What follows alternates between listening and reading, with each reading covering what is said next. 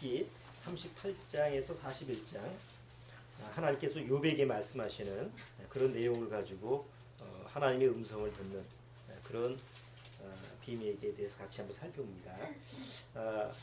원래 오늘 그 하나님의 음성을 듣는 부분에 대해서 우리 그 듣지 못하는 장애가 뭐냐 이런 부분을 같이 살펴보려고 하는데, 지난주에 그 하나님의 음성이라고 하는 부분에 대해서 좀 표현이 좀 부족한 것 같아서 한 시간 좀 더 설명을 좀 더 같이 해야지 좀 되지 않을까. 왜냐하면 하나님의 음성이라는 부분을 듣긴 듣는데 조금 이렇게 내 안에서 받아들이기가 쉽지 않은 것 같아요. 그래서 자꾸 그러다 보니까 이제 좀 부연의 설명이 필요한데, 오늘 한 주 더 좀 시간을 좀 할애를 해야 될 것 같아서 장애되는 우리가 하나님의 음성이 왜 우리 안에 잘 들려지지 않느냐 이런 부분에 대한 장애 요인 이런 부분은 다음 주로 좀 미루고, 오늘은 지난주에 이어서 계속 하나님의 음성이라고 하는 부분이 어떤 거냐 이런 부분을 한 번 더 같이 나눠보도록 하겠습니다. 자, 여기 욥기 38장 1절. 자, 1절서부터 1절만 같이 한번 읽어보죠.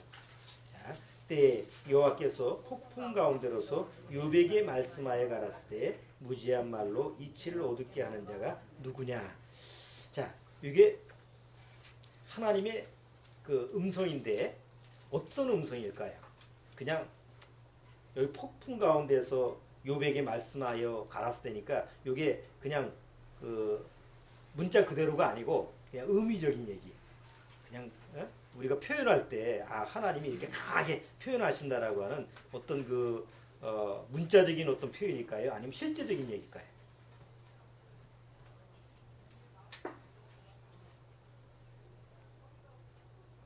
여러분들이 보실 때는 때 여호와께서 폭풍 가운데로서 욥에게 말씀했다고 그러는데, 이게 문자적으로 실제적이라고 한다면 진짜 폭풍 가운데서 욥에게 하나님이 직접 음성으로 말씀하시는 거고, 그게 아니고 그냥 이 기록자가 이런 상황에 대해서 하나님이 아주 이렇게 강하게 표현하신다라고 하는 것을 문자로 좀 강하게 표현하는 것이냐, 어떤 쪽일까요? 이 내용. 뭐 내가 직접 들은 건 아니니까. 그렇지만 이게 실제적인 하나님의 말씀을 통해서 이건 실제적인 하나님의 음성으로 욥에게 들렸다라고 우리가 그대로 봐야 됩니다. 달리 해석할 필요가 없이. 자, 왜냐하면 구약 시대에는 실질적으로 하나님의 직접 이렇게 음성을 들을 수가 있는 이런 시대가 구약 시대죠. 이거는 꼭 하나님의 택한 구원받은 사람들, 정말 하나님의 택한 아브라함과 이삭, 야곱 같은 사람들만 이런 음성이 들리는 게 아니죠. 하나님이 자기의 필요에 의해서 하나님을 믿지 않는 사람이라 하더라도 뭐 그 사람 안의 역사에서 하나님의 음성이 들려요. 뭐 여러분 계속 예를 들었지만 발람 같은 선자라든가, 뭐 그 다음에 라반 같은, 라반 아시죠? 야곱을 쫓아왔던 그 라반 같은 사람이나, 이렇게 해서 이제 하나님이 직접 필요로 할 때는 그들한테 하나님의 음성을 들려서, 또 하나님의 음성이 들리면 이게 진짜 하나님의 음성이다라는 것을 알게끔 하는 이런 역사. 보통 그 일반 교회에서 표현하는 것은 그 교리적으로 직통교시라고 그러죠. 직통으로 바로 하나님이 계시를 하는 이런 부분이 구약 시대에는 있었습니다. 그래서 우리가 첫 번째 시간에 하나님의 음성을 다루는 첫 번째 시간에 뭐냐면, 지금 시대는 하나님이 직접 그 음성으로 들려주는 계시가 있다 없다. 지금은 없다. 왜 지금은 없을까요? 뭐 여러분 인터넷 찾아보시면 아직도 있다 뭐 주장하는 사람들 세고셌습니다. 아직도 뭐 하나님의 소리를 음성을 듣고 있는데 무슨 소리냐? 왜 하나님의 음성이 지금은 직접 이렇게 하나님이 계시하는 이런 직통 계시가 없을까요? 지금은 성경이 완성됐죠. 성경이라는 게 뭐예요?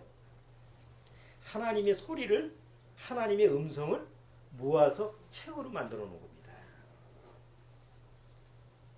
하나님은 사람에게 당신의 뜻을 전해주는데 어렵게 전할까요? 쉽게 전할까요? 될 수 있으면 하나님이 그 보통 일반 종교 서적을 보면요, 불교 서적에도 보면 불교 서적이 쉬운 게 아니에요. 물론 한자지만 한문이지만 불교 서적이 뭐 반야신경이라든가 뭐 이런 거 보면 일반 사람들은 보기가 힘들어요. 그렇잖아요. 굉장히 어려운 말로 단어로 돼 있죠. 코란도 그렇고 대다수 종교 서적이라는 게 일반 세상에서 얘기하는 뭐 유교책이라든가 이런 서적을 보면 그렇게 사람들이 쉽게 접근할 수 있는 책이 아닙니다.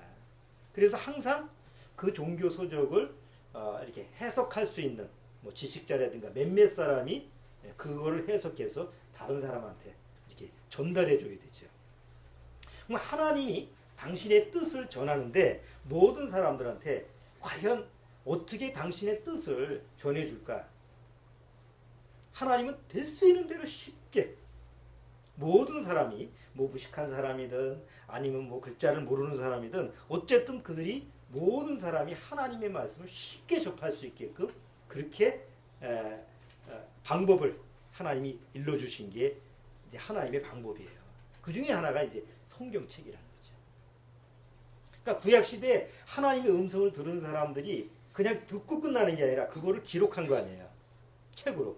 그래서 한 권 한 권씩 기록된 게 모아져 가지고 구약이 39권이 된 거고 신약이 27권이 된 거 아닙니까? 그래서 성경 66권이 만들어졌는데 그 만들어진 이유가 뭐냐면 더 이상 하나님이 성경이 완성된 이후에는 하나님의 직통 계시가 없기 때문에 이제는 하나님의 음성을 모은 그것을 책으로 하나 만들어서 모든 사람이 쉽게 받아들일 수 있도록 쉽게 그 성경 하나님의 그 뜻을 알 수 있도록 이렇게 이제 하나님이 일러주신 것이 바로 지금 우리가 보는 성경책이에요.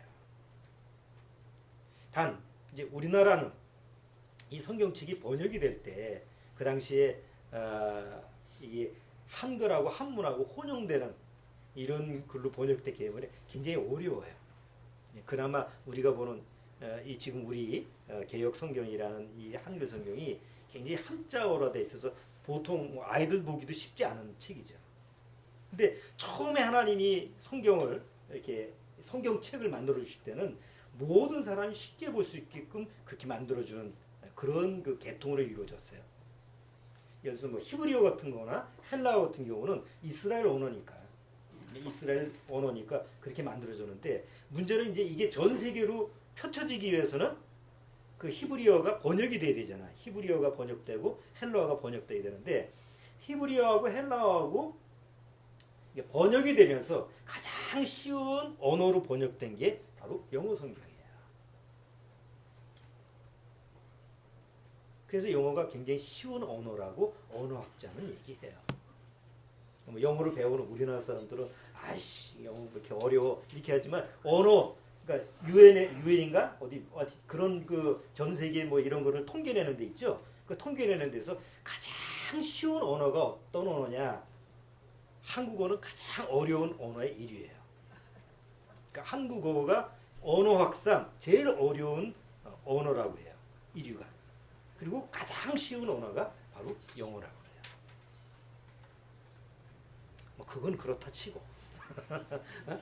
그런데 왜 쉬우냐? 보통 이제 영어 성경 중에서 가장 첫 번째 헬라어하고 히브리어로 번역된 게 킹제임스죠.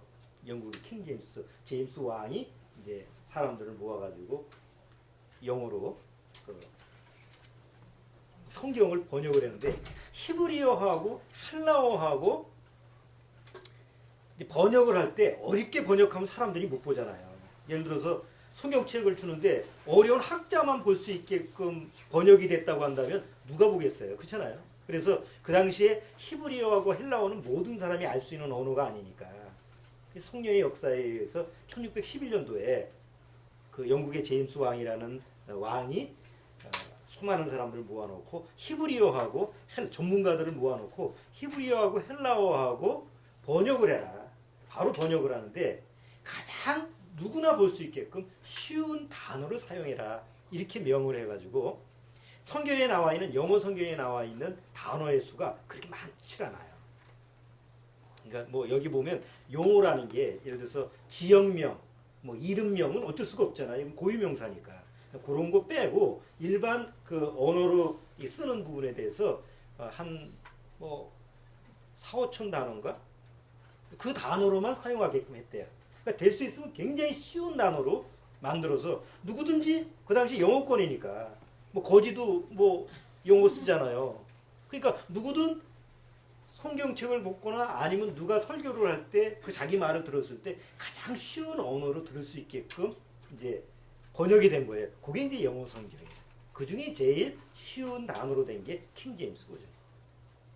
그래서 이제 보통 그 영어 성경을 얘기할 때 그러니까 누구나 하나님이 다 복음이라고 하는 부분에 대해서 구원이라고 하는 그 복음에 대해서 쉽게 접할 수 있게끔 만든 것이 바로 성령의 역사로 이루어진 거다. 뭐 신약, 구약 66권도 성령의 역사로 이루어졌지만 이게 번역되면서 가장 모든 사람이 쉽게 접할 수 있는 언어가 바로 영어권으로. 그래서 영어 성경으로 첫 번째 번역이 된 거예요. 그리고 다른 나라 번역은 다 뭘로 돼 있죠? 우리나라 것도 성경을 영어서부터 다시 다 번역이 되죠. 자, 어쨌든 뭐 그건 뭐 제가 설명하기 위해서 하는 거니까. 자, 그래서 첫 번째 시간에 더 이상 하나님의 직통으로 계시가 되는 건 지금 없다. 왜? 지금은 하나님이 누구나 하나님의 음성을 들을 수 있는 방법을 하나 주셨는데 하나님의 음성을 모아서 만든 7기 뭐라고요? 우리가 보는 성경 66권이다. 왜 계속 하나님의 음성, 구약시대처럼 아브라함이나 이삭이나 야곱이나 모세나 직접 이렇게 좀 얘기를 해주면 굉장히 속 시원하고 직접 들으니까 얼마나 좋아요. 그럴 건데 왜 굳이 하나님의 음성을 멈추고 성경이라는 것으로 대체했을까요? 왜? 그 이유가 뭐죠? 사단이 하나님의 소리를 갖다가 오히려 자기 사단의 소리를 하나님의 소리로 변질시켰잖아요. 그러니까 계속 아브라함한테도 얘기하고 그 다음에 이삭한테도 하나님의 음성이 구약시대에 우리가 구약을 쭉 이렇게 보다 보면 하나님의 소리를 들었다고 하는 사람이 아브라함, 이삭, 야곱만 있는 게 아니에요. 그 당시 거짓 선자들도 다 우리도 하나님의 음성 들어 이렇게 주장하는 사람이 많았죠. 그러니까 어떤 문제가 생겨요? 무슨 음성이 들렸을 때 이게 하나님의 소리인지 이게 사단의 소리인지를 분간을 못 하잖아요. 그런데 만약에 누군가 한쪽에서 소리를 멈추면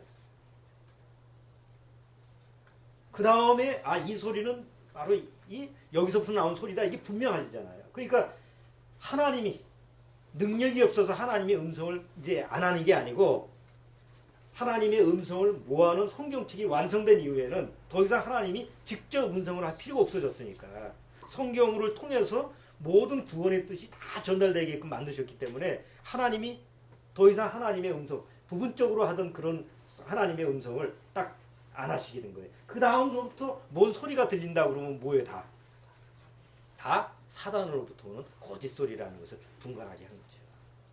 그래서 지금은 성경 66권 외에는 하나님의 음성이라는 것을 직접 뭐 이렇게 뭐 무당이 하는 소리처럼 신의 소리를 듣는 것처럼 이런 소리는 없어요.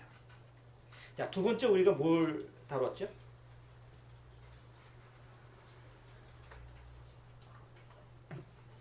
두 번째는 하나님이 구약 시대의 음성으로 소리를 이렇게 이제 전해도 그 내용이 어떤 내용이라고 그랬어요? 오직 진리에 관한 거라고 그러죠. 아이고 무당 가가지고 어디 점집에 가가지고 내가 어디 사업을 해야 되는데 터가 어디 좋습니까? 이런 거 물어보는 거 없어요. 우리 아들 결혼시켜야 되는데 사주가 어떻게 되는데 뭐 짝이 어디서 동쪽에서 만나야 됩니까? 서쪽에서 만나야 이렇게 그런 세상에 속해 있는 썩어질 것을 얘기하는 게 아니죠. 하나님이 그 음성으로 얘기하실 때는 항상 진리에 관한 하나님의 음성이었어요. 근데 진리가 뭐야? 하나님 말씀하신 진리는 뭐야? 해가 동쪽에서 뜨고 서쪽 그런 진리가 아니에요. 과학을 얘기하고 뭐 이런 욥기에 그런 얘기가 많이 나오지만 구약 시대에 하나님이 그 택한 사람들한테 음성으로 얘기하시는 진리의 초점은 누구예요? 앞으로 누가 온다? 진리가 온다. 이 세상에 진리가 온다. 그 진리가 누구냐? 내가 보내는 아들이다. 그러니까 계속 진리에 대해서 구약시대에 하나님의 음성으로 얘기를 해줬죠. 그리고 실제로 약속대로 진리가 이 세상에 오셨어요. 2000년 전에 이 세상에 진리가 오셨어요. 그래서 예수님이 친히 뭐라고 그래요? 내가 곧 진리요. 내가 진리다 이렇게 얘기하죠.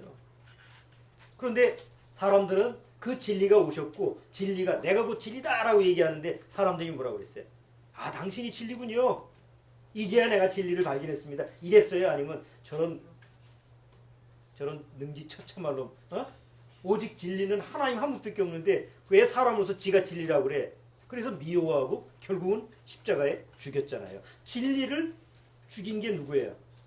이 세상 사람들이에요. 예수님이 십자가에 죽으시면서까지도 뭘 선포했어요? 진리를 선포했어요. 근데 십자가에서 진리가 죽었어요. 그럼 진리가 없어졌어요? 아니죠. 예수님이 뭐라고 그랬어요? 나는 죽지만 보혜사 성령이 와서 그 보혜사 성령이 영원히 너희와 함께 할 거다. 나는 육신으로 와서 육신은 죽지만 그게 진리가 죽는 게 아니야. 너희들한테 진리의 영을 이제 줄 거야. 그게 누구예요? 바로 성령 아닙니까? 그래서 성경이 뭐래요? 성령은 곧 진리다라고 얘기해요. 어디 나와 있는데 금방 어디에 나와 있는지 생각이 안 나요. 성령은 곧 진리다 이렇게 성경에 나와 있죠. 그래서 그 예수님이 이 세상에 오셔서 오직 진리에 관한 것을 얘기를 하는데 사람들은 그 진리에 관한 건 원하지 않고 자꾸 세상 것만 원하는 거예요. 요한복음 17장 한번 보시죠. 요한복음 17장.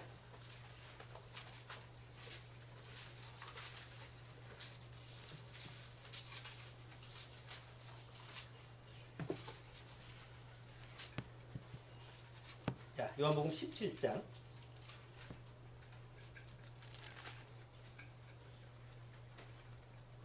17절. 16절, 17절. 그거 읽어주세요. 주원이가. 내가 세상에 속하지 아니한 같이 저희도 세상에 속하지 아니었사옵나이다. 저희를 진리로 거룩하게 하옵소서. 아버지의 말씀은 진리입니다. 아버지의 말씀은 진리다. 내가 얘기하는 건 뭐다? 진리다. 그러면 예수님이 오셔서 그 제자들한테 또 이스라엘 그 사람들한테 막 선포하신 그 진리의 내용 중에서요. 과연 세상 것을 구하라고 한 적이 있냐고. 예수님이 하신 그 성경 기록에서 마태, 마가, 누가, 요한 예수님이 하신 그 말씀 입에서 나온 모든 말씀이 다 기록된 건 아니에요. 왜냐하면 그거 다 기록하면 요한복음 끝장에 나와 있죠. 이거 뭐 책을 어디다가 이 세상에 둘 곳이 없다고. 그러면 예수님이 하신 말씀을 추려서 기록한 게 이제 신약인데 마태, 마가, 누가, 요한이잖아요. 그 내용 중에서 과연 예수님이 뭔가 이 세상에 썩어질 것을 구해라 이런 적이 있냐고. 오히려 너희는 먹을 거, 입을 거, 마실 것을 구하지 말라. 그건 이방인들이 구하는 것이다. 너희들이 구하는 건 뭐예요? 너희는 먼저 그의 나라와 그의 의를 구하라. 그런데 여전히 교회에서 뭘 구해요? 여전히 세상 것을 구하고, 아니 하나님이 우리 아버지라고 한다면 마땅히 세상 사는 걸 구해야지 하고 마치 그것이 마땅한 것처럼 얘기하는 거예요. 예수님이 얘기하시는 거하고 전혀 반대 방향으로 가고 있다. 그리고 아직도 나는 하나님의 음성을 듣는다. 무슨 음성을 들었어? 뭐 부자가 된다고 하는 거, 뭐 병이 낫는다는 거, 뭐 여전히 썩어질 걸 가지고 내가 들었다고 한다면 그것은 진리하고 관계가 없는 거 아니에요. 자, 예수님이 이 세상에 오셨어요. 수많은 말을 하셨어요. 그런데 그게 다 뭐라고요? 진리예요. 그런데 예수님이 말로 끝나지 않고 지금 뭐 제가 설교하면 요 녹화를 해가지고 다시 자료를 남기잖아요. 예수님도 그 수많이 말씀하신 진리가 그냥 허공에 떠서 없어진 게 아니고 그 진리를 모아서 뭘로 만들었어요? 성경책을 만들었잖아요. 그러니까 그 성경책이 만들어지고 나서 진리에 관한 모든 내용이 어디 안에 들어가 있는 거예요? 이 성경책에 들어가 있는 거예요. 그러니까 더 이상 예수님의 음성도 성경에 예수님의 모든 진리의 음성이 성경에 책으로 기록되어 있기 때문에 더 이상 예수님의 음성을 직접 들을 필요가 우리가 없다는 거예요. 그 다음에 세 번째 시간에 뭐라 그랬죠? 하나님의 음성은 시 공간 안에 있는 뭐가 없다? 주파수가 없다. 기독교에는 기독교 방송 주파수를 틀잖아요. 채널을. 불교에는 불교 방송을 틀죠. 또 원불교는 원불교. 에? 거기 보면 이런 것도 나오더라고. 거기는 그 채널. 마치 그 채널을 맞춰가지고 자기가 원하는 그런 소리를 듣는 것처럼 하나님의 음성도 기독교에는 기독교 주파수를 맞춰서 하나님의 음성을 듣는 게 아니라는 거예요. 만약에 그런 주파수가 있다고 한다면 세상 주파수가 있는 다른 종교하고 다를 바가 없다. 요즘은 뭐 여러분 주변에 많이 있지만 명상하는 데가 많아요. 네? 명상하는 데 아시죠? 그래서 무슨 원이라고 그러지? 명상하고 이런 거를 또 차려가지고 명상만 전문적으로 하는 이런 또 있더라. 수련은 있더라고. 그 명상에서 주장하는 게 뭐냐면 내면의 소리예요. 자기 내면의 소리를 들어라. 그 내면의 소리가 뭐냐면 혼자 독백하는 거예요. 오늘 뭐 먹을까? 된장 먹을까? 아니면 김치찌개 먹을까? 자기가 자기한테 물어보는 거야. 그러면 자기가 안에서 뭐라고 답변해? 어제 김치찌개 먹었으니까 오늘 된장찌개 먹자.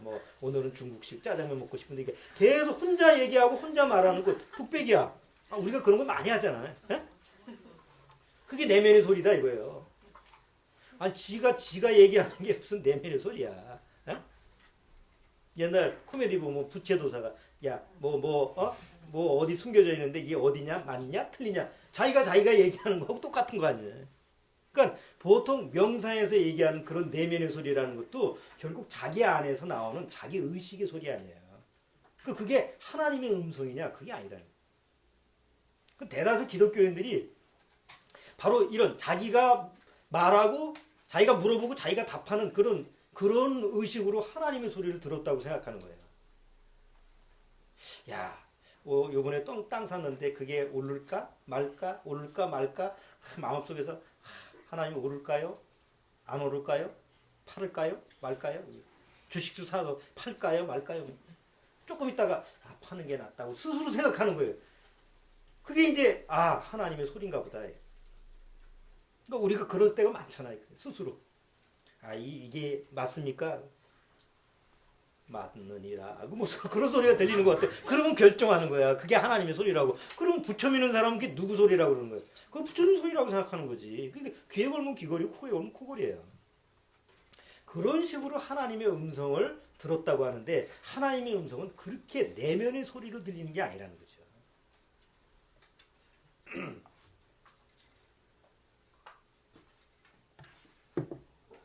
하나님은 하나님의 음성으로 들려주시는데 누구에게나 공평하게 누구에게나 똑같은 방법으로 하나님의 음성을 듣게 해주시는 거예요. 목사한테만 특별히 음성을 들려주고 그냥 성도들한테는 그냥 목사 설교를 통해서 들어 이런 게 아니고 정말 하나님의 음성은 누구나 구원받으면 똑같이 들을 수 있는 그런 방법으로 당신의 뜻을 알게끔 해주시는 게 하나님의 방법이에요. 그게 공평하잖아요. 그래서 뭐가 만들어진 거예요? 성경이 만들어진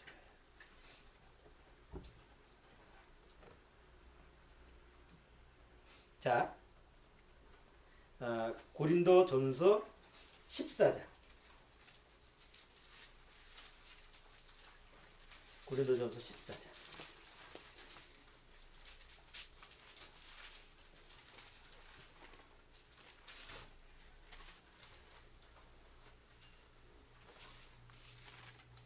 (33절)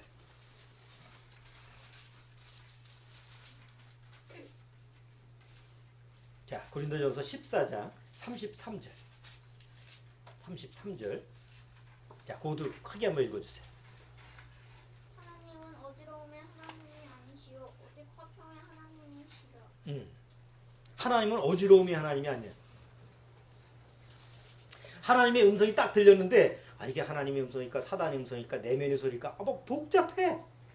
뭐 하나님의 음성을 듣는다고 했는데도 내 마음속에서 이게 옳을까 그럴까 막 마음에서 혼란스럽다고 한다면 하나님의 뜻을 어떻게 내 안에서 구별하겠냐고.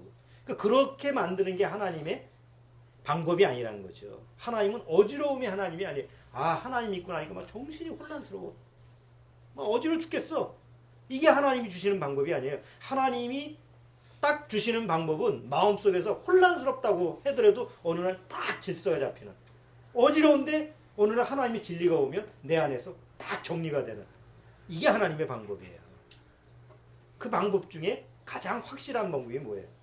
하나님의 음성을 싹 모아서 성경책이라고 하는 책을 주심으로 말미암아 모든 인류가, 뭐 지금 70억 넘는 인류가 다 공평하게 하나님의 음성을 들을 수 있게 요렇게 하시는 것이 하나님의 방법인 거예요. 자, 그럼 이제 문제는 어떻게 성경책을 통해서 하나님의 음성을 들을 수 있느냐? 이게 이제 관건이죠. 직접 소리로 듣는다고 하면 몰라도 하나님의 음성을 어떻게 성경이라는 걸 통해서 우리가 들을 수 있느냐? 이런 방법만 우리가 해결을 하면, 소화를 하면 누구든지 성경을 통해서 하나님의 음성을 들을 수 있으니까. 자, 어떻게 하나님의 음성을 성경을 통해서 들을 수 있을까요?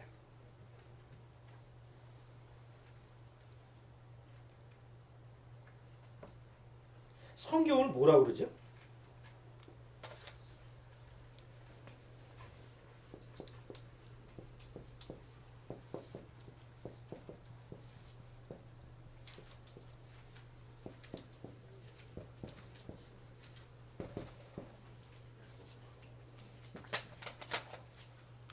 자, 여러분 성경책을 보시면, 어디 영어 써 있는 성경책을 이렇게 보시면 The Old Testament, The New Testament 이렇게 돼 있어요.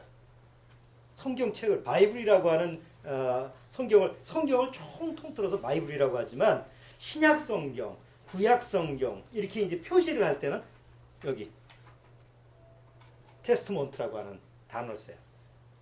이 테스트먼트라고 하는 단어가 무슨 뜻이냐면 라틴어로 테스토멘툼이라고 하는 어원에서 나왔는데 유언이라는 뜻이에요. 유언, 계약. 근데 제가 생각할 때는 처음 영어로 번역을 할 때 번역자가 유언이라는 데에 초점을 맞춰서 이 단어를 쓴 걸로 전 생각돼요. 그리고 왜 구약은 부약, 우리가 약속할 때 계약할 때도 이렇게 약자 쓰잖아요. 근데 왜 구약을 옛날 유언, 신약을 새로운 유언, 새 유언 이렇게 썼을까? 왜 성경이라는 걸 굳이 그렇게 단어를 써가지고 유언이라는 뜻을 담겨져 있는 단어를 써가지고 했을까요? 보통 지금 해석할 때는 계약이다, 하나님과 약속함, 계약한다 이런 단어로 쓰고 있는데 그건 좀 단어의 그 의미가 약한 것 같아요. 유언이라는 의미가 더 좀 강하게 사용될 것 같아요. 그럼 오늘 설교에서는 유언이라는 쪽에 초점을 맞춰서 단어를 한번 적용을 해볼게요. 그 왜 옛날 구약 시대에 사용했던 거를 옛날 유언이라고 그러고 왜 신약에 예수님 이후에 기록된 거를 새 유언이라고 했을까요? 유언이라는 의미가 뭐죠? 사전의 의미는 자기의 사망으로 인하여 효력을 발생시킬 목적으로 하여 행하는 단독 의사 표시다. 유언은 내가 죽음으로 말미암아 내가 다른 사람한테 뭔가 고난을 주거나 아니면 내 어떤 뭐 행사를 해야 되는 표시, 그것을 문서화한 이런 게 유언이죠. 유언에 대한 얘기 많죠. 여러분 다 아시는 청개구리 이야기. 주원이 청개구리 이야기 아나? 몰라? 내가 얘기하니까 잘 들어봐. 청개구리가 있었는데 얼마나 말을 지질이 안 듣는지 너는 이해를 못할 거야. 너는 말을 잘 들으니까. 근데 얘는 태어날 때부터 말을 안 들어. 그래가지고 엄마가 말 안 듣는 이 청개구리 때문에 막 속을 앓고 그리고 결국은 화병으로 돌아가셨어. 근데 엄마가 죽기 전에 얘 하여튼 내가 동으로 가면 서로 가고 북으로 가면 남으로 가고 항상 거꾸로 하니까 내가 죽어가는 마당에 이 아들한테 저 아들 개구리한테 내가 좀 내 묘자리를 내가 묻어둘 묘자리를 좀 거꾸로 얘기해야 되겠다. 그래서 산에다가 묻을 것 같다가 냇가에다가 좀 묻어주라 이렇게 얘기했어. 왜냐하면 냇가에다가 묻어달라고 하면 어디다가 묻을 거니까 산에다가 묻을 거니까 맨날 거꾸로 반대로 하니까. 그래서 죽어가면서 나 냇가에다 묻어줘. 아들 개구리가 어떻게 했을까? 산에다 묻었을까? 냇가에 묻었지. 왜? 그래도 엄마가 마지막 부탁이니까 그렇잖아. 평생 말을 안 듣지만 마지막 부탁이니까 엄마 마지막 소원이니까 유언이니까 내가 엄마 유언대로 들어주다고 해서 냇가에 묻었어. 비만 오면 우는 거야. 왜? 냇가에 물이 넘치니까 엄마 저 묻어놓은 게 쓸려 내려갈 거야. 그래서 청개구리가 비만 오면 그렇게 시끄럽게 운디야. 별로 재미가 없는 것 같아. 자, 우리가 또 잘 아는 많이 듣는 얘기의 유언에 대해서 아버지가 하나 있었는데 여기 나오는 비유는 다 자식들이 별로 말을 안 들어. 아버지가 하나 있었는데 세 아들이 아버지가 얼마나 부지런한지 그 농부인데 아주 부지런했어요. 아침부터 저녁까지 부지런한데 세 아들이 있었는데 얼마나 게을러 빠졌는지 그 게으른 아들 셋 때문에 아버지가 또 화병으로 죽었어요. 그 아버지가 죽기 전에 이 세 아들이 걱정이 돼서 내가 유언을 하나 하겠다. 저 대나무 밭에 보물을 내가 숨겨놨으니까 나중에 내 죽은 다음에 그 파가지고 너도 셋이 놀아가지라. 그 게으른 세 아들이 어떻게 있겠어. 아버지 돌아가시고 나서 삽들고 나가서 이제 그 보물을 찾으러 간 거야. 맨날 몇 달을 캐도 대나무 밭을 캐도 보물은커녕 안 나와 아무것도. 그 대나무 밭을 다 파헤쳤는데 이 양모 파헤친 거 어떻게 해. 그래서 씨나 심자. 그래가지고 씨를 뿌렸어. 개간을 낸 거니까. 나중에 보니까 거기에 씨가 다 자라가지고 이제 곡물이 막 풍성해 오는 거예요. 그래서 나중에 이제 세 아들이 깨달은 게 뭐예요? 보물은 원래 없었는데 아버지의 뜻이 바로 이렇게 읽어가지고 우리가 게으르니까 이렇게 읽어가지고 나중에 열매를 풍성하게 수확하라고 했구나. 이제 아버지 뜻을 알았다고 그래. 이 두 비유의 공통점이 뭐죠? 유언은 반드시 지킨다는 거예요. 그러면 유언은 반드시 지키는데 유언하는 사람은 있어요, 없어요? 죽었어요. 유언하는 사람은 없어. 그런데 유언은 계속 살아있어. 효력을 발생해. 왜 Old Testament라고 했는가? 왜 New Testament라고 했을까요? 여러분 잘 보세요. 성경을 기록한 기록자들은 누구예요? 기록한 사람은 누구예요? 사람입니다. 지금 있어요, 없어요? 없습니다. 모세오경을 기록한 모세는 죽었습니다. 모세, 창세기, 레위기, 출애굽기, 레위기, 민수기, 신명기 5권을 기록한 모세죠. 그 5권이 내용을 쭉 보면 모세의 유언이나 마찬가지입니다. 그렇죠? 그런데 모세가 모세오경을 유언처럼 이렇게 마지막에 보면 죽을 때 하는 말까지 다 기록되어 있는데 그 모세의 유언이 모세의 후손들한테만 그 효력을 발생했어요? 아니면 전 세계 모든 사람한테 효력을 발생했어요? 여러분 상식적으로 생각해 보세요. 만약에 우리 장로님 두 분이 계시는데 이제 자손들을 모아놓고 내가 유언을 하겠다라고 하는데 이 두 장로님들이 유언한 얘기가 우리 가족 말고 모든 사람한테 다 적용되는 얘기일까요? 절대 그럴 수 없잖아요. 그냥 자기 씨한테, 자기 후손한테만 적용되는 얘기지. 근데 어떻게 모세가 죽을 때 했던 그 모든 유언이 모세 후손 이스라엘 민족한테만 해당되는 게 아니라 온 인류한테 다 해당돼요. 왜 그렇게 유언이라는 게 확대가 됐을까요? 모세가 유언하는 것은 자기 말이 아니라 하나님의 말씀을 대필했기 때문에 그래요. 그래서 베드로 사도가 뭐라고 그래요? 이 성경은 하나님의 마음으로 감동을 받은 사람이 받아 쓴 거라고 그러잖아요. 그런데 받아 쓴 사람은 실제로 죽었어요, 안 죽었어요? 이미 죽었어. 이미 그 사람은 죽었는데 그 유언은 계속 남아서 영원히 우리한테까지도 좀 전달이 돼 있잖아요. 그래서 성경이 완성이 되고 나서 번역이 돼가면서 그 표지를 쓸 때 아마 그 당시에 구원받은 그 사람이 옛날 이 유언이라는 개념의 단어를 써서 계속 모든 인류에게 하나님이 기록한 하나님이 말씀하시라고 하는 그 하나님의 음성을 계속 유효하게 효력을 발생하는 거다라고 해서 바로 테스트먼트라고 하는 단어를 썼다.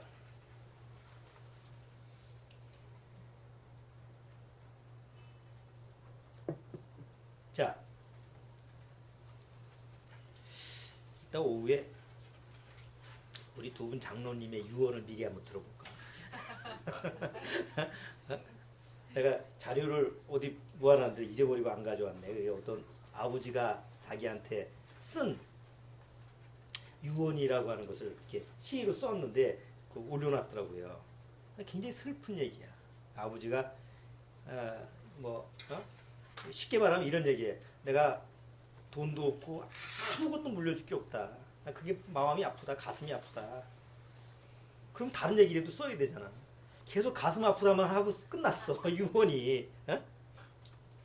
아니 그나마 줄 게 없으니까 그 아버지는 이제 그 유언만 이제 얘기한 거예요. 내가 너희들한테 해준 것도 없고 뭐 해준 것도 뭐 또 없는데 해준 것이 없이 가니까 너무 또 슬프다. 막 이렇게 해가지고 유언이 그렇게 났어. 굉장히 슬픈 얘기야.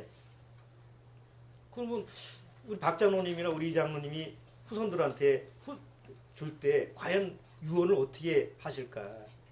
그냥 슬픈 얘기로 끝날까? 절대 그렇진 않다는 거지. 세상적으로 뭐 물려주는 문제가 아니고 정말 후손들한테 꼭 내가 남기고 싶은 말이 있을 거예요. 오후에 들어보자고요. 우리 이장로님하고 박장로님하고 만약에 유언이라고 하는 부분을 하신다고 한다면 어떤 표현을 하실까 한번 우리가 듣고 싶은데, 자, 만약에 박장로님이 유언을 했어요. 그러면 우리가 이제 장로님이 돌아가시고 나서 이 세상에 없어요.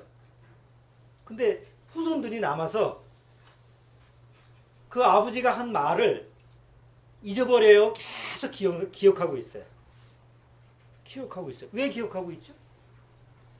유언이니까 기억한 거예요. 만약에 아버지가 유언도 안 남기고 돌아가셨어. 그러면 그 아버지가 살아생전에 이렇게 얘기하셨던 게 기억날 거예요. 그렇죠?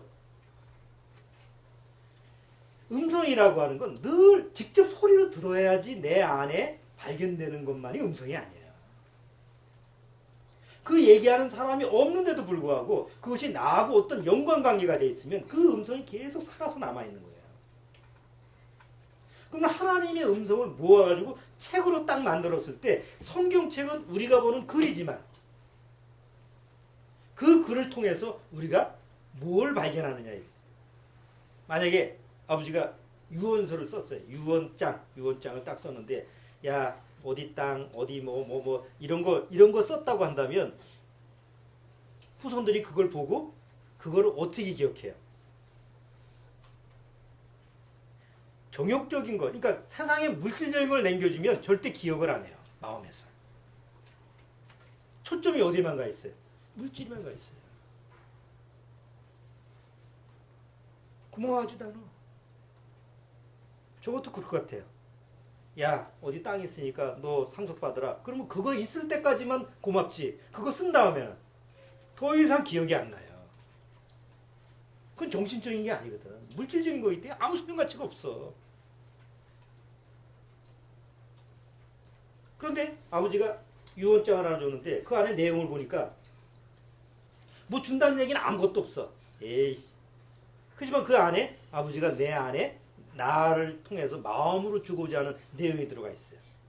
내가 너를 사랑했고 어쩌고 저쩌고 해서 그 마음에 담긴 유언장이야. 그러면 이게 편지로 하나 남아있다고 한다면 아버지는 돌아가셨지만 그때마다 내가 그 편지를 볼 때 뭐가 느껴져요? 아버지는 안 계시지만 아버지의 음성이 느껴지는 거잖아요. 그렇죠? 여전히 돌아가신 아버지의 그 모습이 여전히 내 마음속에서 살아서 직접 음성은 안 들려도 내 마음에서는 그 소리가 들리는 거예요. 성경이 그 역할을 한다. 그래서 여러분이 잘 아시는 히브리서 4장에 뭐라고 했어요? 하나님의 말씀은 살았고 운동력이 있다고 그러잖아. 그렇죠?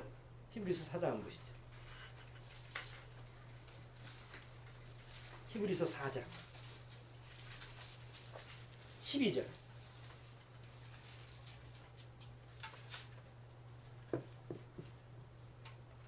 자, 히브리서 4장 12절. 자, 12절 크게 한번 읽어주세요. 하나님의 말씀은 살았고 운동력이 있어 좌우에 날선 어떤 검보다도 예리하여 혼과 영과 및 관들과 골수를 찔러 쇠기까지 않나 또 마음의 생각과 뜻을 감찰하나니. 됐어요.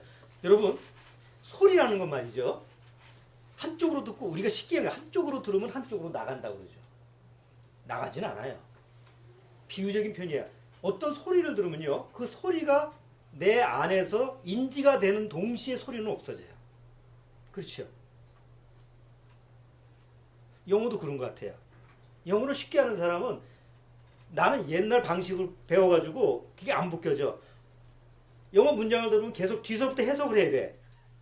그리고 안 들려, 그게. 해석을 해야 되니까. 쭉 들으면은 순간적으로 소리가 들리면서 소리가 없어지니까 없어지기 전에 바로 그게 해석이 돼가지고 들어와야 되는데 옛날은 어떻게 배워요? 다 옛날식으로 어떻게 배웠어요? 딱 문장이 들어가면 뒤에서부터 계속 거슬러 올라가서 전치사에서도 뭐 문법하고 따지고 가다 보면 소리는 안 들리잖아.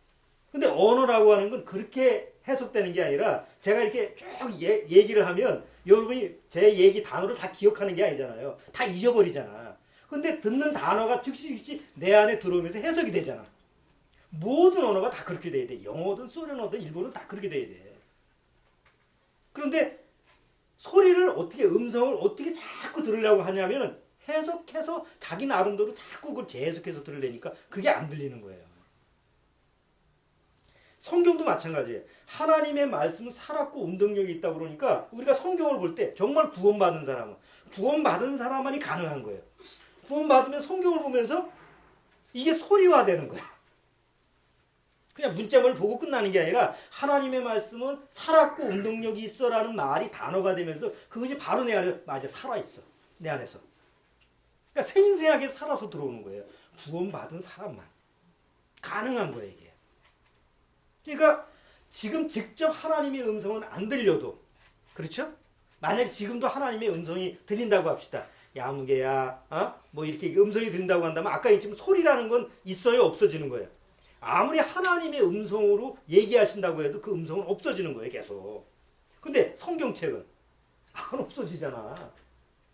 이상하게 성경책은 안 없어지는데 그 안에 있는 말씀 자체가 없어지지 않으면서 계속 생생하게 나한테 하나님의 음성을 들려주는 거예요. 그러니까 완전한 방법으로 하나님의 음성을 들을 수 있게 하는 게 바로 성경책을 통해서 우리한테 들려주시는 거라는 거지. 자, 그럼 이제 중요한 거는 성경이 유언이라고 한다면 유언은 효력이 있어야 되잖아요. 세상에서 유언장 하면 요새 그거는 뭐가 있는 사람이나 하는 거지만 유언장은 집에서 우리 장로님이 유언장 쓴다고 그래서 집에서 내가 쓰고 나서 도장 하나 딱 찍는다고 해서 유언장이 되는 게 아니에요. 유언장 양식이 있어요. 아무거나 찍찍 긁어서 메모해서 유언장이 안 돼. 그건 효력을 발생하지 않아. 요새 유언장 양식이 있어서 자기 이름, 주소, 생년월일, 그 다음에 뭐 날짜, 그 다음에 자기 뭐 사인, 그 다음에 뭘 받아야 돼요? 공증을 받아야 돼. 공증. 자기 온차만 증거해서 안 돼. 공증을 받고 그 다음에 그게 이제 나중에 내가 살았을 때는 아무 효력이 없잖아요. 내가 죽은 다음에 이제 공개를 해가지고 그 뭐 후손들한테 뭘 논아주고 그렇잖아요. 뭐 재벌들은 그거 가지고 그러잖아. 유언장이 딱 공증이 돼가지고 한다고 한다면 그건 절대 변해야 돼, 안 변해야 돼요? 변하면 안 돼요. 근데 드라마 자주 보셨죠? 유언장이 바뀌어요, 안 바뀌어요? 바뀝니다. 위조가 가능합니다. 그래가지고 싸우고 그게 드라마 그 주제거리잖아. 맨날 유언장이 바뀌었다가 그것 때문에 살인을 하고 형제들 간에 죽이고 그러잖아. 그럼 성경이라는 유언은 하나님이 이걸 모으시고 이걸 기록하고 이걸 모으시고 나서 이거를 각 나라 말로 번역하게 하고 그리고 이 성경을 통해서 이게 하나님의 유언이다라고 하는 것을 누가 증거해요? 하나님도 직접 음성으로 얘기 안 하시잖아. 정작 예수님도 십자가에 죽고 어디로 가셨어요? 하나 우편에 가셨잖아. 성경책만 있지 증거할 자가 아무것도 없으면 이게 하나님의 유언이다라는 걸 누가 증거해? 그런데 예수님이 뭐라고 했어요? 내가 간다고 슬퍼하지 마라. 내가 가고 나서 진리의 영, 보혜사 성령이 오는데 나는 가지만 나는 너희들하고 영원히 할 수 없지만 내가 보내는 보혜사 성령은 너희하고 항상 함께 할 거다. 예수님은 직접 이 세상에 오셔서 예수님이 제자들한테 가르치잖아요. 예수님이 음성으로 가르쳐줬죠. 그런데 그때는 시공간 안에 있기 때문에 예수님이 지금 제자들하고 같이 모여 앉아있으면 이 장소에서만 얘기할 수 있어요. 만약에 여기서 베드로가 어디 좀 멀리 뭐 집안일이 있어서 어디 갔다. 그러면 예수님의 음성이 들려요, 안 들려요? 안 들려요. 그 당시 예수님이 계실 때, 세상에 계실 때는 항상 육체이신 예수님과 함께 있어야지 예수님의 음성을 들을 수가 있어. 그렇죠? 그런데요, 어느 날 구원 받은 다음에는 예수님이 뭐라고 그랬어요? 야, 내가 이 세상에 왔을 때는 육체로 왔기 때문에 너 항상 함께 있을 수가 없어. 시공간에 있기 때문에 같이 있어야만이 돼. 그런데 내가 십자가에 죽고 성령을 보내면 그 진리의 영, 성령, 그게 내 영인데, 부활의 영인데 너 안에 들어가서 너 항상 함께 다닐 거야. 그러니까 예수님이 이 세상에 오실 때는 예수님이 직접 만나야만이 음성을 듣지만 예수님이 부활하신 다음에는 구원받고 그 부활의 영이 내 안에 들어온 다음에는 밖에서 예수님이 굳이 말을 할 필요가 있어요, 없어요? 내가 또 예수님 만나러 갈 필요가 있어요, 없어요? 없어요. 예수님이 어디 계셔요? 내 안에 계신 거야. 내 안에 성령, 진리의 영으로 내 안에 딱 들어와 계시니까 하나님의 음성은 어디서 들리는 거예요? 주님의 음성이 어디서 들리는 거예요? 내 안에 들어왔잖아, 주님이. 주님이 뭐라 했어요? 내가 너 안에, 네가 내 안에. 전에 설교하면서 했죠. 성령은 어디에 있죠? 성령은 내 마음 안에 들어와 계시다고 그랬죠? 그럼 소리는 어디서 들리냐고? 외부에서 들리는 거예요? 내 안에서 들리는 거예요? 당연히 예수님이 내 안에 들어오셨으면 내 안에서 예수님이 나한테 소리를 하시지. 그런데 그게 내면의 소리냐고. 네? 명상하는 그게 내면의 소리하고 같은 거예요? 아니죠? 그 소리는 어디서 나는 소리예요? 속사람의 소리다. 성경에서는 그걸 속사람이라고 하고 새사람이라고 하고 그렇죠? 옛사람한테는 그 소리가 안 들려요. 내 안에 새사람 안에서만 그 소리가 들립니다. 뭘 통해서? 성경을 통해서. 자, 근데 여기서 우리가 아주 중요한 걸 짚고 넘어가야 돼요. 히브리서 한번 보세요. 히브리서 9장.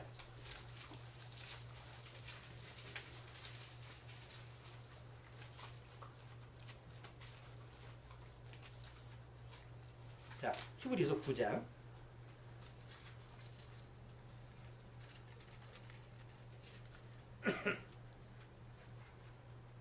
16절 보세요.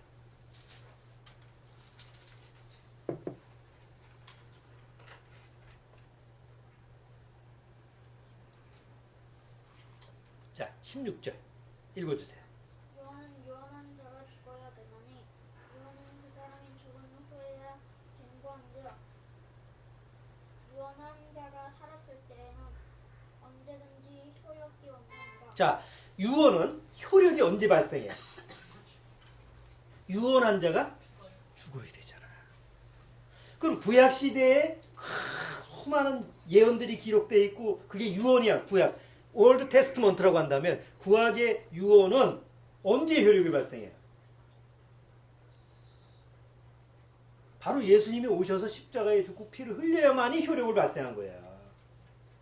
그러니까 구약은 예수님이 오실 때까지는 딱 잠겨 있었어요. 풀어지지 않았어요. 자, 구약 시대에는 자기가 죄를 지면 하나님 앞에 어떻게 해야지 용서를 받았어요? 자기 죄를 위한 희생제물의 피를 가져갔죠. 죄 질 때마다 가져가야 되죠. 죄 질 때마다 뭐 번제, 소제, 속죄제, 속건제 계속 죄를 위해서 희생제물을 드렸어요. 영원한 속죄가 안 이루어졌죠. 미완성이에요. 그러니까 아직은 구약 시대에 유언한 자가 안 죽었어. 바로 예수님이 오셔야 된 거예요. 그러니까 예수님이 오셔가지고 십자가의 죽으심으로 말미암아 구약의 모든 유언이 이제 효력을 발생합니다.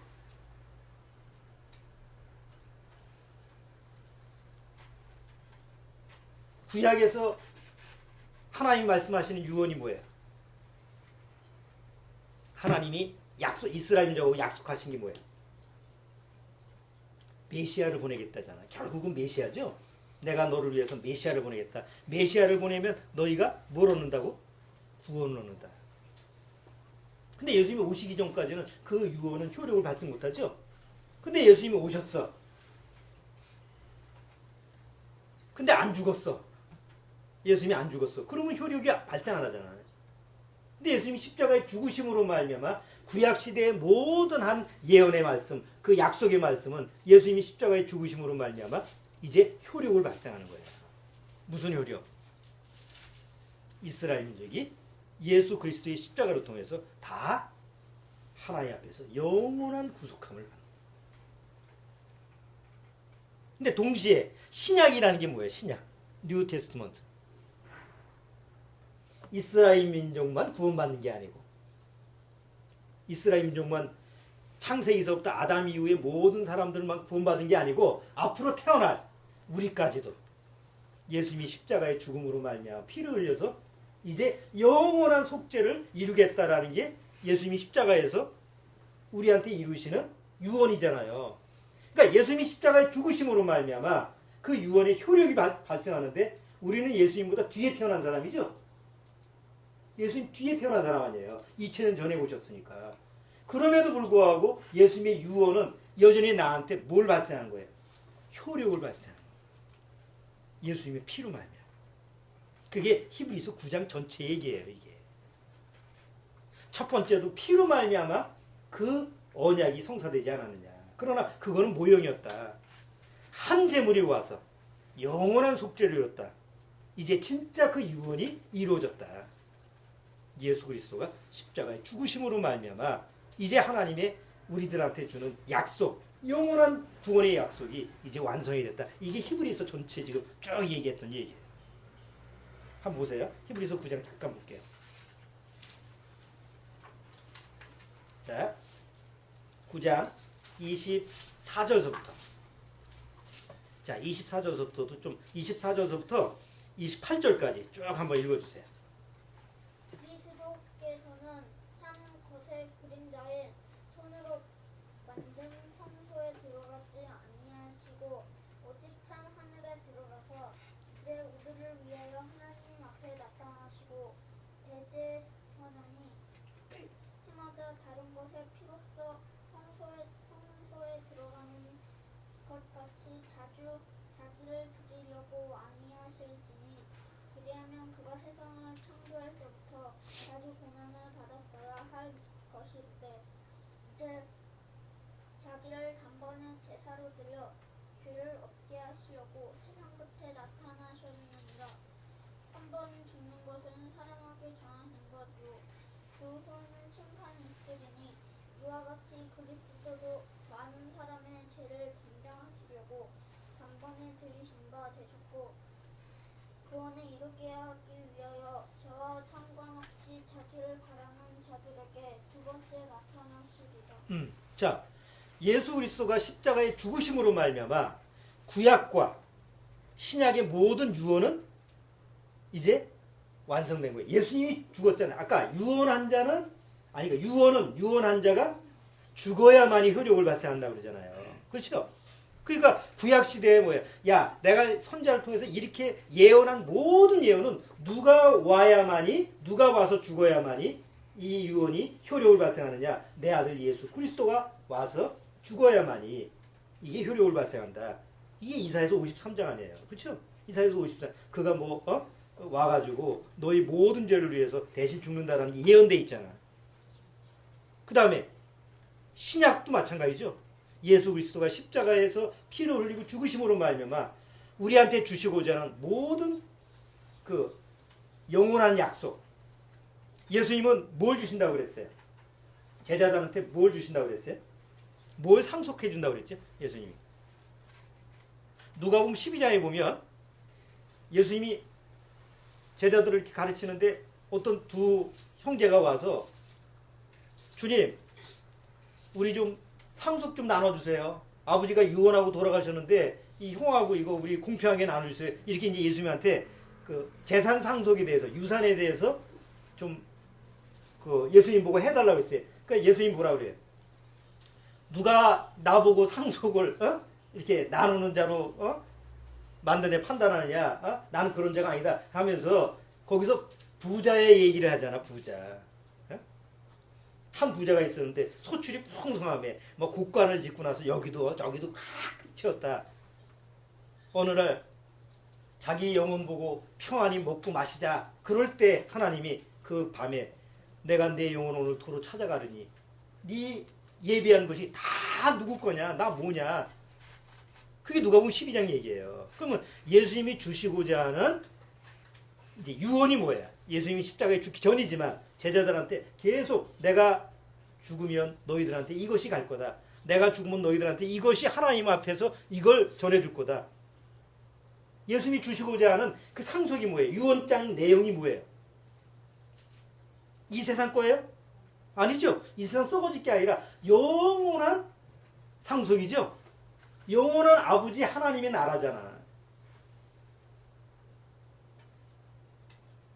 내가 영생을 너희한테 주겠다 이거죠. 영원한 생명이죠.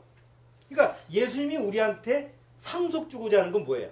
영생이에요. 근데 영생은 누가 죽어야만이 그때서부터 우리한테 상속물이 되는 거예요. 예수님이 죽으셔야만이 유언이 허용이 발생한다고. 그러니까 예수님이 십자가에서 2000년 전에 예수님이 죽으셨어요? 안 죽으셨어요? 실제로 죽으셨잖아. 그리고 유언대로 내가 죽으면 너희에게 영원한 생명을 상속 주리라. 나를 통해서. 그 유언이 엄연히 있으니까 어느 날 예수님을 믿고 구원받은 사람은 자동적으로 뭘 받게 되는 거예요? 영생이 주어지는 거 아니냐 말이에요. 그게 뉴 테스트먼트예요. 그럼 구원받은 사람은 뭐가 있어요? 영원한 생명이 들어왔어요. 자, 그런데 영원한 생명이 들어오고 바로 가야 되잖아. 안 가고 어디 있어요? 한많은 이 세상에서 또 고통을 받고 살아가야 되니 세상에 살아가는 방법이 또 필요하잖아요. 구원받기 전이라고 한다면 세상 속에 흩어져 막 그 안에 섞여서 살면 그만이지만 어느 날 영원한 생명을 가지고 있는 사람은 소속이 하늘나라지 여기가 아니잖아요. 근데 사는 동안은 이 세상에 살아야 되는 뭐 필요한 게 있죠. 방법이 있을 거 아니에요. 그 방법을 어디다 기록해 놓은 거예요? 또 성경에다 기록한 거야. 유언장 바로 밑에 부록이 있는데 그 영원한 생명을 받은 사람이 영원한 생명에 들어오기 전까지 세상에서 어떻게 살아야 되느냐라는 부록이 성경이에요. 그래서 어느 날 성경을 통해서 내가 구원받고 나서 이 성경을 읽으면서 성경의 내용을 또 들으면서 하나님의 음성을 하나씩 하나씩 이제 듣게 되는 거예요. 여러분, 이제 성경책을 통해서 성경을 통해서 하나님의 음성이 내 안에 들려지는구나 라는 이제 결론에 이르렀어요. 그러니까 제가 왜 계속 이렇게 말씀을 얘기할 때 시간을 좀 더 할애를 해서 말씀드리냐면 자꾸 우리는 또 경험적인 걸 또 원해요. 그래도 또 들리지 않을까? 아니, 하나님의 음성을 들었다는 사람이 한두 사람이 아니고 세고 세던데 이거 우리가 잘못된 거 아니야? 이런 의심이 또 있을 수 있거든. 그런데 아닙니다. 성경에서는 하나님이 오직 이제 성경을 통해서만 하나님의 음성을 들을 수 있게끔 딱 제한시켜 놨어요. 누구든지 구원받으면 이제 쓸데없이 다른 세상 소리에 귀 기울이지 않고 오직 성경을 통해서만 하나님의 음성을 들을 수 있는데 초점을 맞추면 돼요. 엄한 데 가서 삽 들고 팔지 말고 그냥 편하게 하나님의 음성을 들을 수 있는 그곳에서 들으면 되는 건데.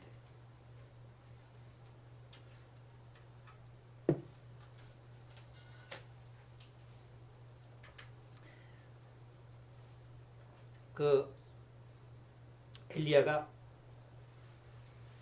자기를 죽이려고 하는 아합 왕과 이사벨 피해가지고 이제 광야에 나가죠. 그래가지고 이제 거기서 하나님 울부짖잖아요. 나 죽게 생겼습니다, 하나님. 그런데 이제 하나님이 엘리야를 부르시죠. 처음에는 막 지진 속에서 이렇게 환경을 조성하시다가 그 중에 이제 가장 세미한 음성으로 엘리야한테 얘기를 하십니다. 이제 그 세미한 음성이 뭘까?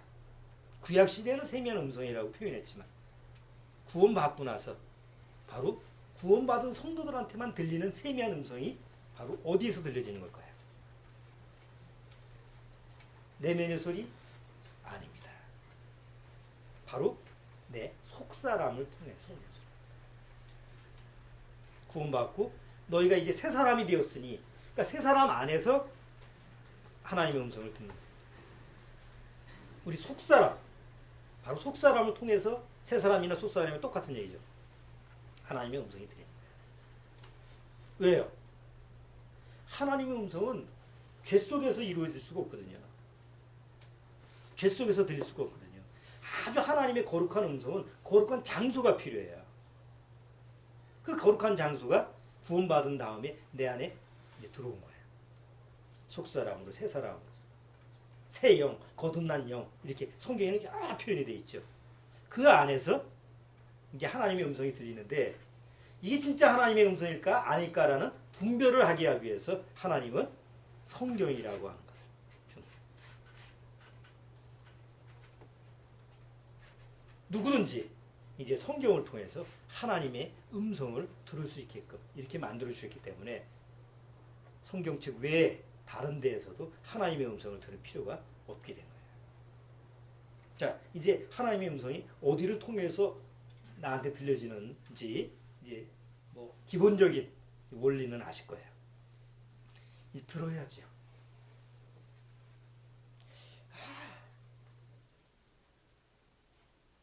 그 영어 가르치는 강사가 이런 얘기를 하더라고요.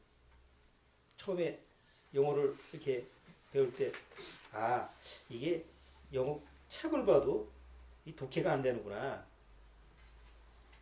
그래서 여러분들 영어 책 보면 뭐 이렇게 뭐 영어로 된 책 이렇게 보다가 이거 모르겠네. 그럼 단어는 모르는 거잖아요. 그러면 이제 뭘 찾아요?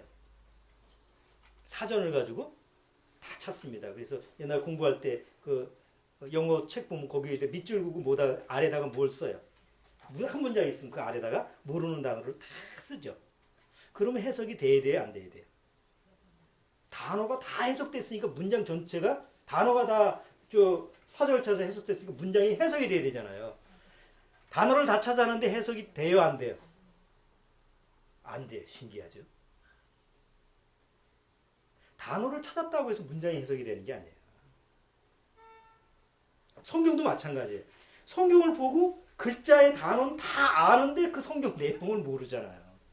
왜요? 이게 언어이기 때문에, 하나의 언어이기 때문에요. 하나님으로부터는 언어, 영어, 일본어 이런 것처럼 이 성경은 나한테 오는 언어예요. 물론 내가 보는 한글이에요. 다 아는 단어예요. 읽을 수 있어요. 뭐 기억니언디고 뭐 그것만 다 알면 다 읽을 수는 있잖아. 읽어도 해석이 안 되는 게 바로 하나님의 언어예요. 그런데 하나님은 구원받은 이후에 내 안에 성령님을 통해서 이 성경을 해석을 해주는 거예요. 풀이해 주는 거예요. 그렇게 내 안에서 성경을 해석하고 성경을 깨닫는 그런 부분이 하나님의 음성을 들을 수 있는 방법이에요. 그래서 하나님의 음성을 듣는 건 배워야 돼요. 훈련해야 돼요.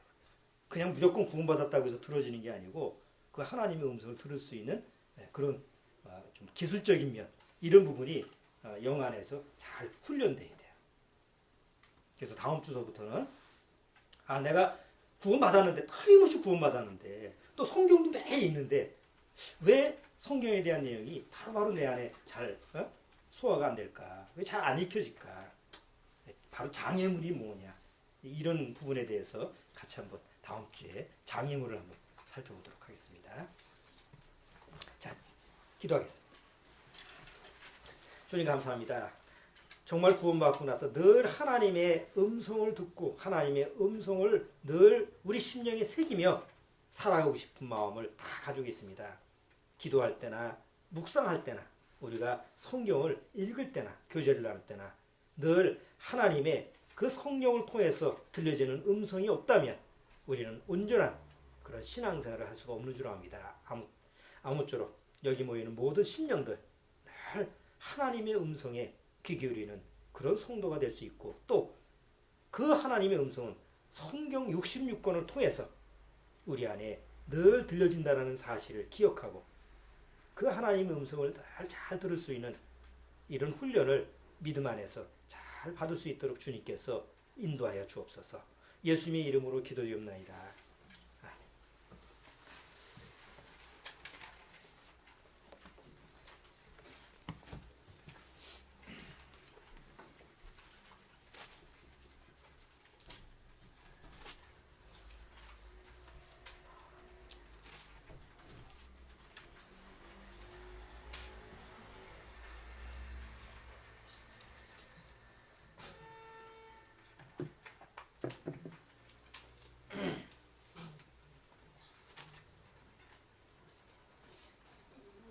500장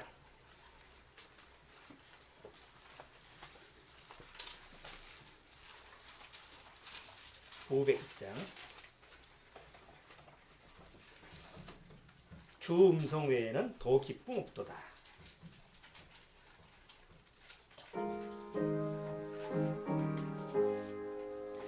주 음성 외에는 더 기쁨 없도다. 날 사랑하신 주 늘 계시옵소서. 기쁘고 기쁘도다.